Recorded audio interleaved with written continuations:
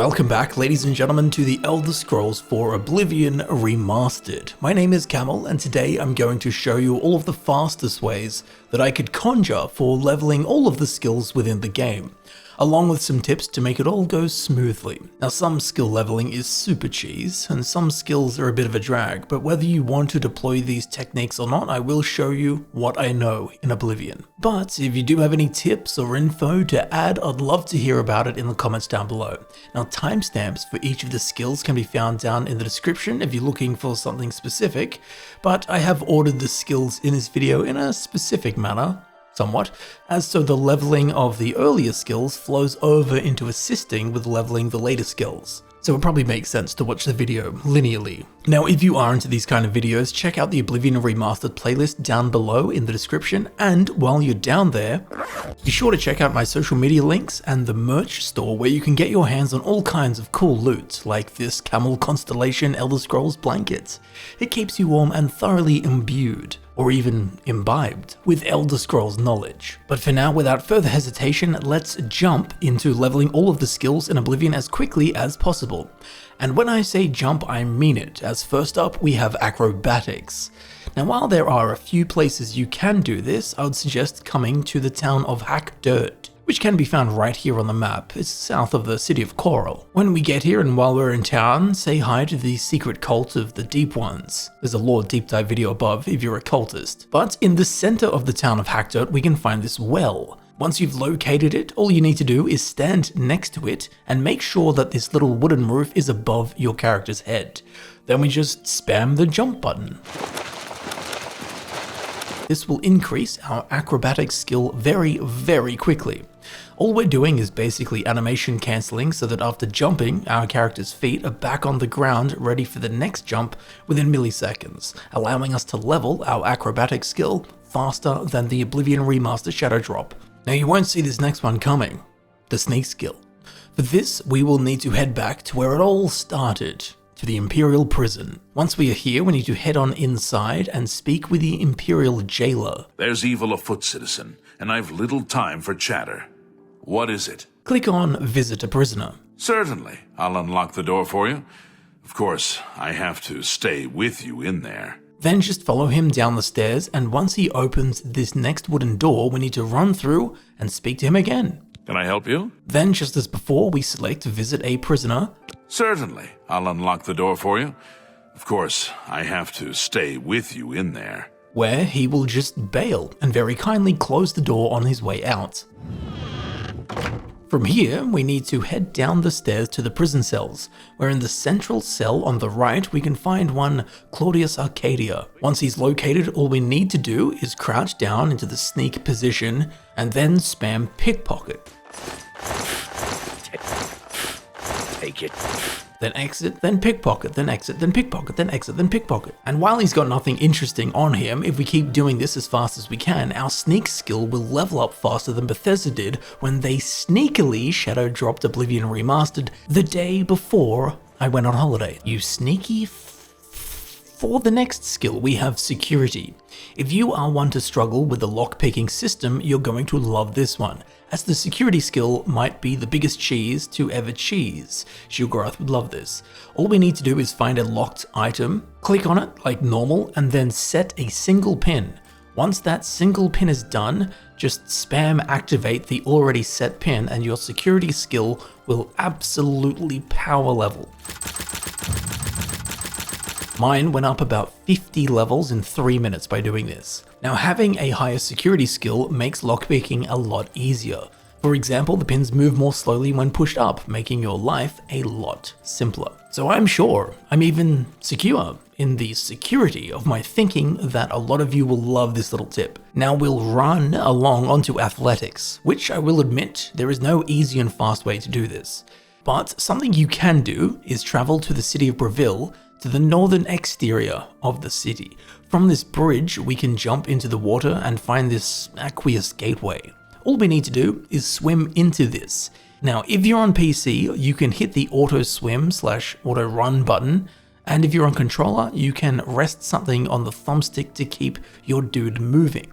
Swimming increases your athletic skill a little bit faster than running does, so swimming constantly is preferred over running constantly. Another technique is to pull your 2 controller thumbsticks together with a rubber band and leave your hero swimming backwards in loops. To be honest, there are 1,000 different ways and 1,000 different places you can do this same thing. Basically just anywhere that you can swim endlessly by bumping into something. For example, I went to the Imperial City to see if I could do it there, and yes, it works, just swim into the wall. But wherever and however you choose to do this, be warned, it is a very, very, very slow skill to level up. So this method is most certainly an AFK deployment. You don't want to be around for this. Just get your character swimming and then go to the shops or to work or something, or touch grass if you dare. Because I did this for over 10 minutes and my athletic skill increased by about 60% of 1 level. It didn't level up once. But like I said, this is the fastest way to level the skill up, but it is by no means fast. And with that in mind, you're always running or swimming somewhere while you're actually just playing the game, which will basically level up your athletic skill at the same speed. So instead, you can just play the game normally and it will passively level up as you trot across Cyrodiil. Now the next skill is Speechcraft, something I'm severely lacking in. All we need to do for this is find any NPC, speak with them, and select the Persuade option in the bottom left. Once this wheel pops up, the fastest way to do this is just select whichever option has 1 bar. This way we don't lose much disposition, nor do we gain it. We would just be hitting as many persuasion checks as possible as fast as possible. Every now and then you might need to bribe the NPC to get their disposition back up to a level where you can actually talk to them and engage with this persuasion minigame normally. But along with this, I'd also suggest getting your disposition with merchants as high as you can before trading with them, as so that you get the best price. To do this, simply click on the Persuade option and then hover over each of the 4 persuasion check options, where each NPC will like 2 of them and dislike 2 of them.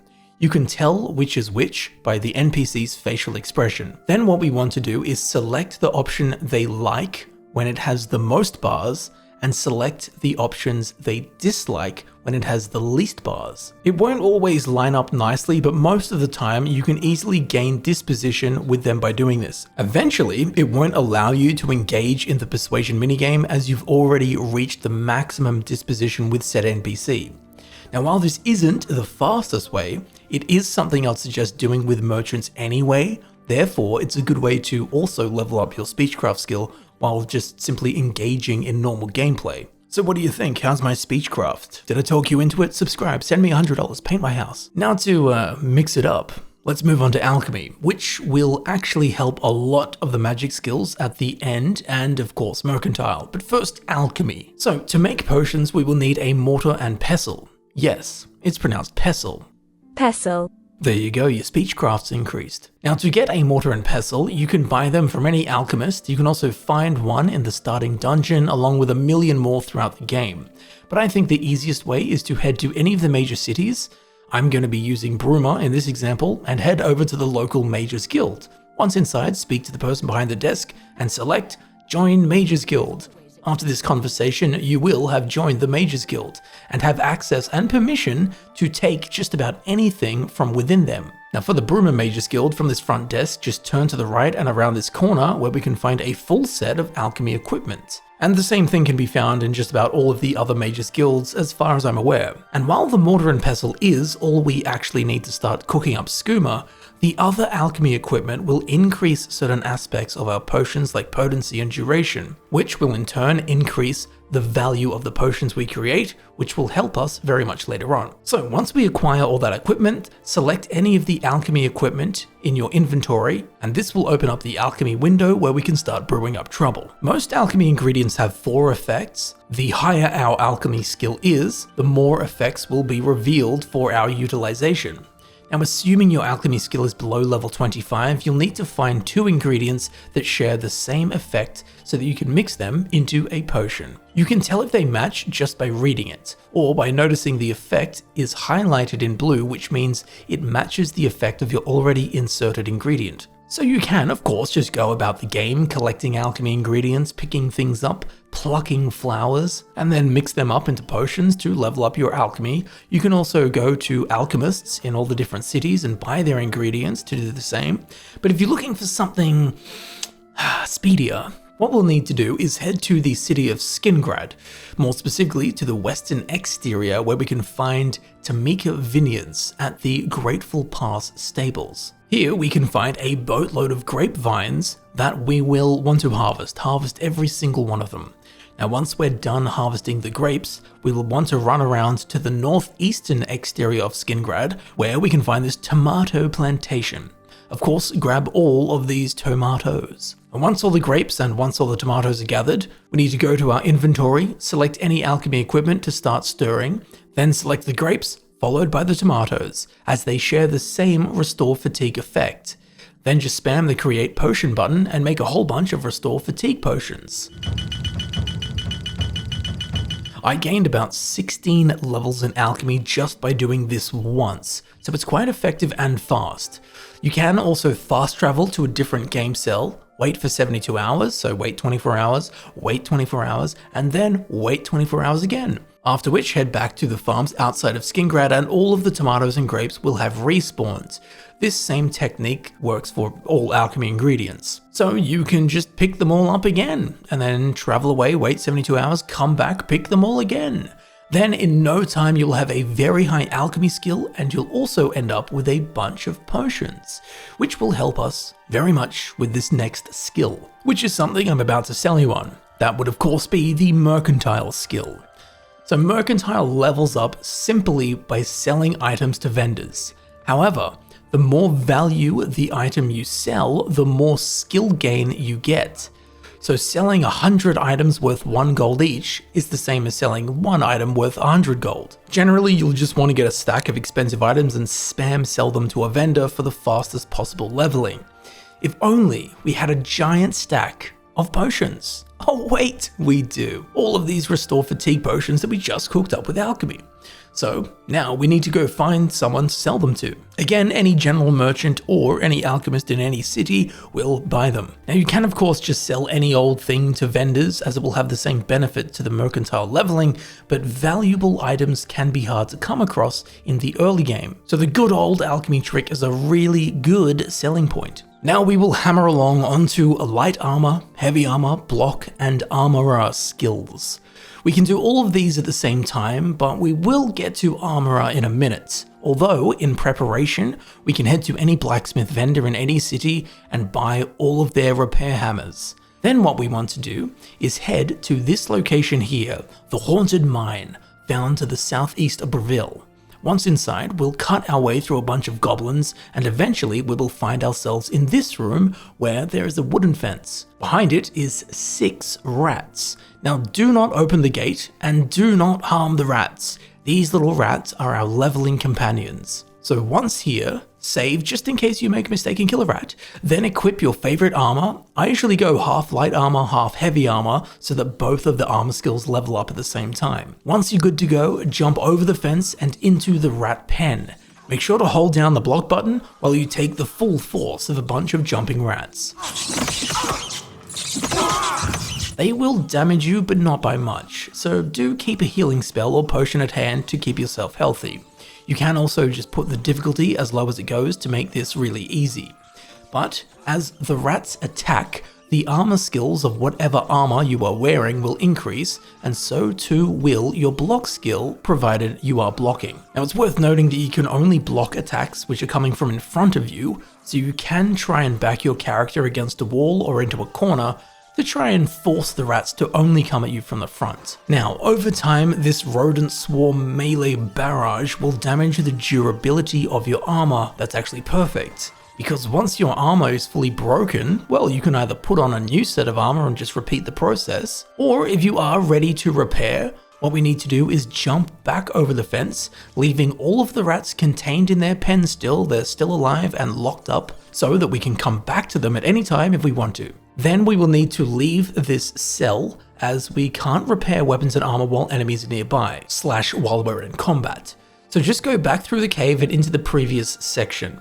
Once free of danger, we can go into our inventory, select the repair hammer, then just spam repair button until everything is repaired and your armorer skill will increase. This is a nice way to benefit from the rat attacks twice. But on top of this, a good tip is to always repair your weapons and armor when you can, and after dungeon diving, before selling items to vendors, make sure to fully repair them first. Not only will this get you a better price, but it gives you access to a large amount of damaged weapons and armor, which will help you level your armorer skill much faster than if you just repaired the items that you actually use. As repair hammers are cheap and plentiful, whereas damaged weapons and armor isn't actually that plentiful. You kind of have to go to a fair bit of effort to get a whole bunch of damaged weapons and armor, so take advantage of it when you got it. Now we will move on to the combat skills, Blade Blunt, Hand to Hand, and Marksman. For all four of these, the easiest thing to do is come down to the Shrine of Peryite, which can be found here on the map. It's basically just to the east of Breville. Once here, we will find, of course, the Shrine of Peryite, which, by the way, he is the only depiction of a four-legged dragon within the Elder Scrolls. Interesting. But we'll also notice there are all of these cultists just standing around, who, for quest-related reasons, are all paralyzed. And as far as the game is concerned, these NPCs are all unconscious and unkillable, which makes them the perfect punching bags to raise our combat skills. So perfect, in fact, that this imp even joined in on the fun.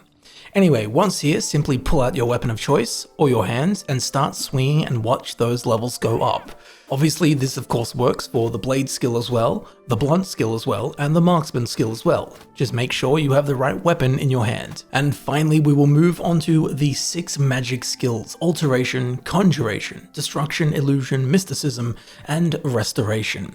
How this works is, the more Magicka you spend when casting a spell equates to the more experience you gain in said magic skill line. So casting a restoration spell that costs 1 Magicka 100 times is the same as casting a restoration spell that costs 100 Magicka once. So the more costly the spell, the better. Now you can of course just start casting spells left, right, and center and do this yourself with whatever spells you choose to level all of these skills up. But there is a smoother path that requires some preparation, which I will show you now. Firstly, we're going to be burning through Magicka like nobody's business, so we will need a way to constantly restore Magicka while we do this. There are a bunch of different ways you can do this, do it however you want, but my choice is to utilize that alchemy skill that we leveled up earlier on in the video. But even assuming your alchemy level is below level 25, what you can do is gather flax seeds from flax plants, which can be found in these areas here. The squares represent game cells and the color indicates the plant density. If you run between Skingrad and Kvatch, you'll pick up a lot of these. They look like a bunch of flowers and come in blue, red, and yellow. Now along with these, we will also want to gather steel blue and Ptolemy caps. These can be found here. If you explore the forests northeast of Skingrad, directly north of the Gold Road, we will find a bunch of them. Although I will say, these little blue mushrooms can be hard to spot in the grass, as they're about the same height as the grass, and the grass is peppered with these clusters of little blue flowers that aren't harvestable, they're just decoration, but from a distance they look exactly like these little blue mushrooms, the ultimate bait. And finally, you can also come and collect Bog Beacon Asco caps from this area on the map, basically all throughout Blackwood. While they are much rarer than the previous two, you can still collect about 200 or so of them in the one run. Now the reason we want these is that their first alchemy effect is Restore Magicka, so you can use these to make Restore Magicka potions at any alchemy level. And while there are some other ingredients that have Restore Magicka as their first alchemical effect, they're much rarer and you can't just go and pick hundreds of them at once. So go and get these 3 alchemy ingredients. I spent about 30 minutes collecting all 3 of these reagents and ended up with about 600 or so Restore Magicka potions, which as we can see, they restore 17 Magicka per second for 47 seconds, over which time each potion will restore 799 Magicka. On top of this, you can also have 4 active potion effects at a time, so if you drink 4 of these potions, you'll be getting 68 Magicka back per second for 47 seconds, which with what we're about to be doing is absolutely vital and will save you a lot of time overall. Might seem like a bit of an investment right now, but overall, never having to recharge your Magicka or wait or sleep or eat alien crystals or dunk ourselves in alien wells, these Restore Magicka potions are way easier. Now once you have all of these Restore Magicka potions made, you need to add them to your favorites wheel so that we can easily access them in a split of a second, rather than having to scroll through our inventory each time we want to use one. Now once that is done, what we want to do is actually get some spells. That might help. Now I'm going to assume no prior spells, as some races start with certain spells, and if you have a magic school skill as a major skill when you create your character, you will start with a spell or two. However, I'm going to assume that we have no spells and the lowest possible magic skills so that everyone can follow along here. As I said earlier, you can of course do this with whatever spells you want, but the ones I'll be using and showing you are the highest Magicka cost, easily accessible novice level spells that I could find. So we're going to need to head to the Market District of the Imperial City. I'm sure you know where this is by now, but on the map it is right here. Once in the Market District, we'll need to head over to Edgar's Discount Spells. Once inside, speak to Edgar and select Purchasing Spells. Once here, purchase Bound Dagger, Minor Life Detection, Snowball, Protect, Starlight, and Summon Scamp. Then head outside and walk straight ahead across the road to the Mystic Emporium. Once inside, speak with Kalindil and select Purchasing Spells. Then all we want from him is the Bound Helmet spell. So now we have all of our spells, all of our Restore Magicka potions. The last step is to gain access to an altar of spellcrafting. While you can get access to one deep into the Mages Guild questline, there is a much faster way. What we'll need to do is head over to Frostcrag Spire. Now if you've never been here before, the easiest thing to do is head over to the city of Bruma and then head east up into the mountains. You'll be able to see Frostcrag Spire the whole time. It's the big, pointy wizard castle looking thing. Although be warned, it is quite steep, but you can wander up at your own pace. Once here, we'll need to use the security skill to unlock the door. Once inside, we will want to read the book Frostcrag Spire Memoirs resting in the big icy hand. This will open up the rest of Frostcrag Spire to us and also give us a quest to furnish it. To do so, all we need to do is head back to the Imperial City Market District and back to the Mystic Emporium.